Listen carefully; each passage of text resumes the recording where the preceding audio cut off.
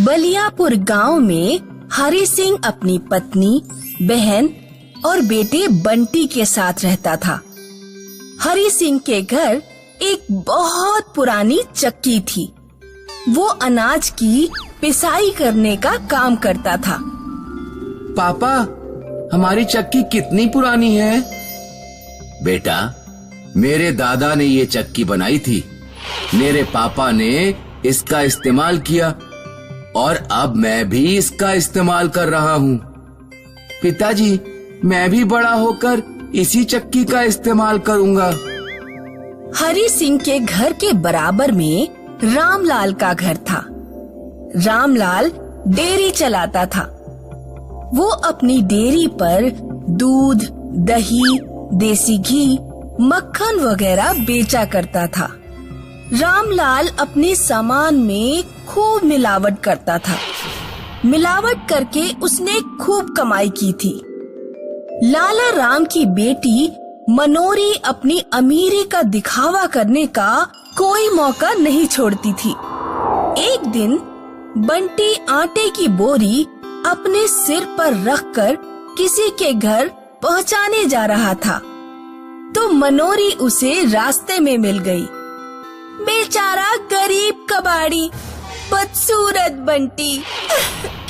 आटे की बोरियां ढोने के कारण तेरी लंबाई तो बढ़ ही नहीं पाएगी, तू कंठा ही रह जाएगा। तू अपनी चिंता कर। चिंता करने के लिए मेरे पिताजी हैं। उन्होंने मेरी शादी के लिए लाखों रुपए इकट्ठे करके रखे हुए हैं। तू तो चक्की चला चला कर गरीब ही रह जाएगा। अब चल, निकल ले यहाँ से और आटा पहुँचाने जा, मजदूर कहीं का। बंटी आँखों में आंसू लिए अपने घर पहुँचता है और सारी बात अपनी माँ को बताता है। माँ, मनोरी मेरा मजाक बना रही थी। वो कह रही थी कि हम गरीब और मजदूर हैं। कोई बात नहीं बेटा, उसे कहने दो। ये जरूरी नहीं कि जिसके पास ज्यादा पैसा है वो खुश ही हो। सच्ची खुशी पैसों से नहीं आती। रक्षा बंधन आने वाला था। लाला राम ज्यादा से ज्यादा प्रॉफिट कमाने का प्लान बना रहा था। रक्षा बंधन पर सबसे ज्यादा देसी घी बिकता है। इस बार 1 किलो देसी घी में मात्र 100 ग्राम देसी घी और 900 ग्राम केमिकल मिलाऊंगा। फिर होगा प्रॉफिट ही प्रॉफिट। लाला राम रक्षाबंधन के त्योहार पर भारी मिलावट वाला सामान बेचकर मोटा प्रॉफिट कमाता है। उधर गांव में केमिकल वाला घी खाकर कुछ लोगों की तबीयत बिगड़ गई। गांव के किसी आदमी ने फोन करके घी में मिलावट की शिकायत पुलिस को कर दी। अगले दिन लाला राम की डेयरी पर मिलावट की जांच करने वाली टीम का छापा पड़ जाता है। खाने की चीजों में मिलावट करने के जुर्म में लाला राम को 50 लाख का जुर्माना चुकाना पड़ता है। लाला राम की दुकान हमेशा के लिए बंद हो जाती है और घर में पैसों के नाम पर फूटी कौड़ी भी नहीं बचती। लाला राम देखता है कि हरि सिंह की चक्की बढ़िया चल रही है और वो पिसाई करके अच्छे पैसे कमा रहा है। हरि सिंह अपनी बहन की बहुत धूमधाम से शादी कर देता है। एक रात लाला राम अपनी पत्नी से कहता है, हमारी अब इस गांव में कोई इज्जत नहीं बची है। बेहतर होगा कि हम किसी और गांव में जाकर रहें। लेकिन जाते जाते अपने पड़ोसी हरि सिंह को बर्बाद करके जाएंगे। लाला राम अगली रात हरि सिंह की चक्की चुरा लेता है और अपने परिवार को लेकर भीमपुर गांव भाग जाता है। अगले दिन जब हरि सिंह का परिवार सोकर उठता है तो देखता है कि चक्की गायब है और हरि सिंह रोने लगता है। अरे अरे पिताजी की चक्की कौन ले गया? रोइए नहीं, हिम्मत से काम लीजिए, जाकर चक्की ढूंढिए। हरी सिंह और बंटी पूरे गांव में चक्की ढूंढते हैं, लेकिन उन्हें नहीं मिलती। वे दोनों जंगल में बैठकर रोने लगते हैं। बेटा, लगता है अब हम सबको मर जाना चाहिए। तेरी बुआ की शादी में सारे पैसे खर्च हो चुके हैं। बिना चक्की के हम अपना पेट नहीं पाल पाएंगे। तभी बंटी को जमीन पर कुछ चमकता हुआ दिखाई देता है। पिताजी, वहाँ जमीन में कुछ गड़ा हुआ है।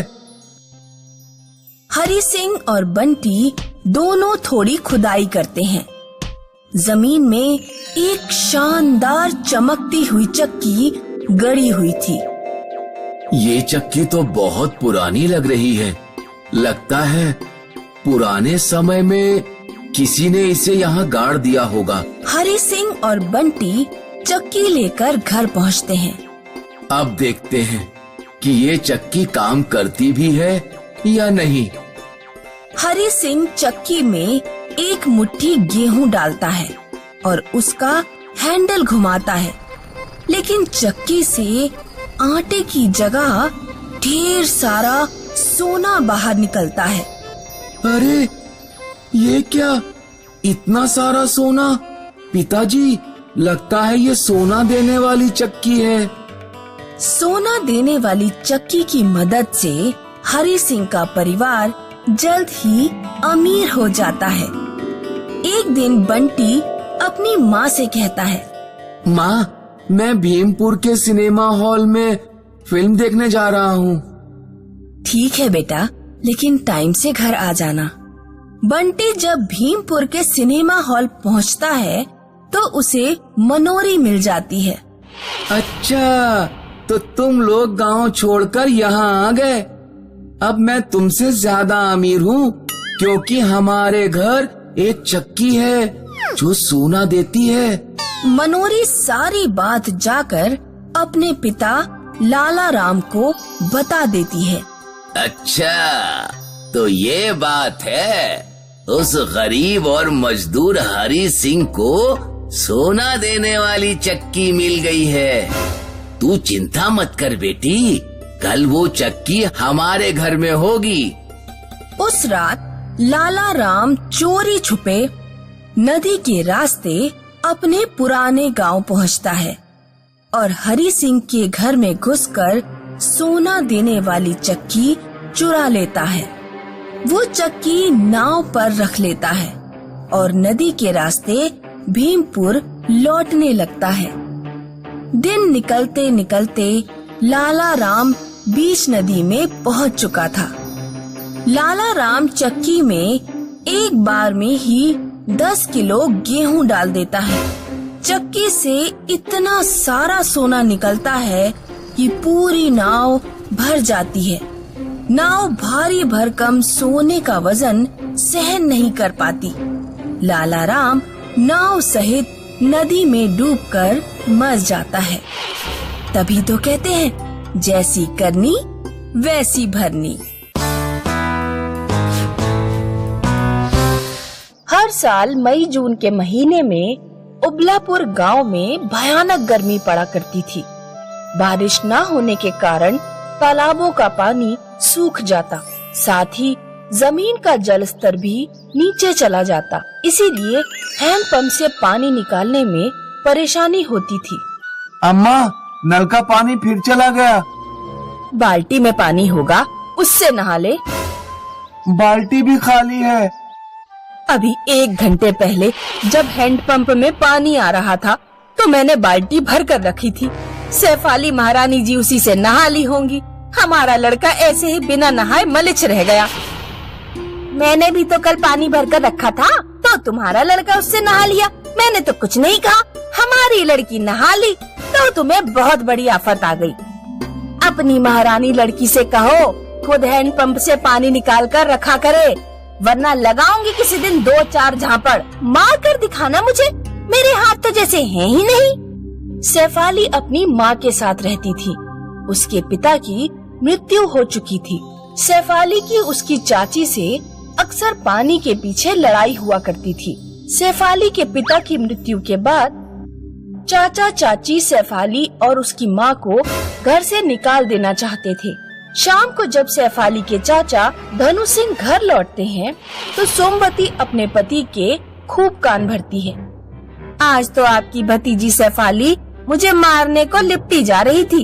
जरा मैंने कह दिया कि हैंडपंप से पानी खुद निकाल कर रखा कर, ऐसे मारने को लिपटी वो मुझे। वो तो ये कहो कि बबलू घर पर था, उसने बचा लिया मुझे। भाभी ने कुछ नहीं कहा? तुम्हारी भाभी तो पूरा मजा ले रही थी। वो तो अपनी लड़की के हाथों मुझे पिटवाना ही चाहती है।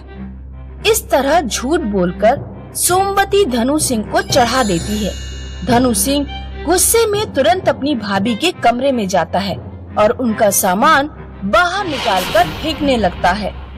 चाचा ये क्या कर रहे हो? तुम लोग यहाँ से बाहर निकलो, भैया मर चुके हैं, अब तुम लोगों को यहाँ रहने का कोई मतलब नहीं। शेफाली और उसकी माँ सरपंच के पास धनु सिंह की शिकायत करने जाते हैं। पंचायत बैठती है, लेकिन शेफाली की चाची सरपंच को रिश्वत देकर फैसला अपने पक्ष में करवा लेती है। धनु सिंह, सोमवती और बबलू तीनों धक्के मारकर शेफाली और उसकी माँ को घर से बाहर निकाल देते हैं। माँ, अब हम कहाँ जाएंगे? बेटा, नानी के घर चलते हैं। इस गांव में धनु सिंह की वजह से हमें कोई आसरा नहीं देगा। भरी दोपहरी में शेफाली की माँ चलते चलते धूप और गर्मी के कारण बेहोश हो जाती है। उठो माँ, तुम्हें क्या हो गया?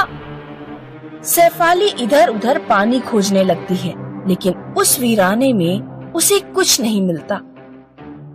वो दौड़ती हुई झाड़ियों के पास पानी की तलाश में जाती है।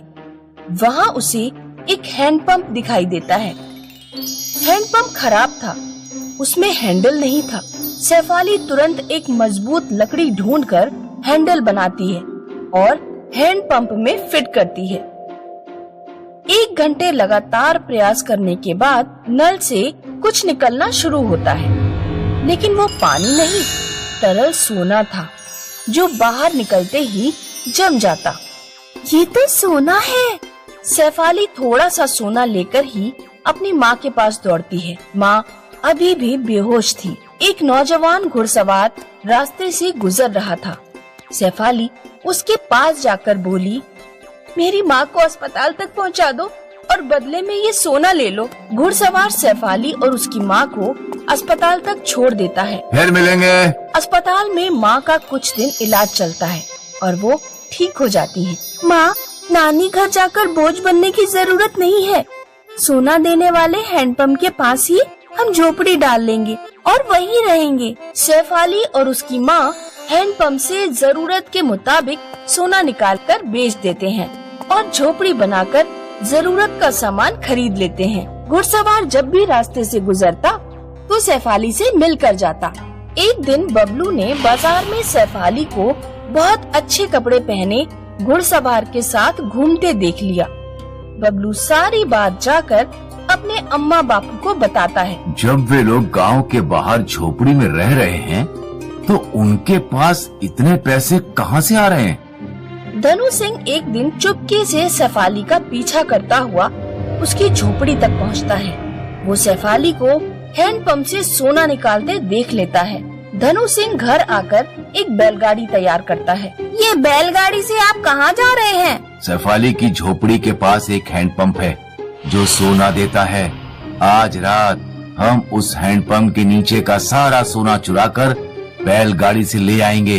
रात में धनु सिंह, सोमवती और बबलू शेफाली की झोपड़ी पर जाते हैं। सबसे पहले वे शेफाली और शेफाली की माँ के मुंह पर नशीली दवा रुमाल में रखकर उन्हें सुंघाते हैं और उन्हें बेहोश कर देते हैं। फिर 4-5 घंटे तक हैंडपंप से सोना निकालते रहते हैं। बैलगाड़ी पूरी भर जाती है। वे अपने थैले और कपड़ों में भी सोना ठूंस लेते हैं, लेकिन हैंडपंप से सोना निकलना बंद नहीं होता।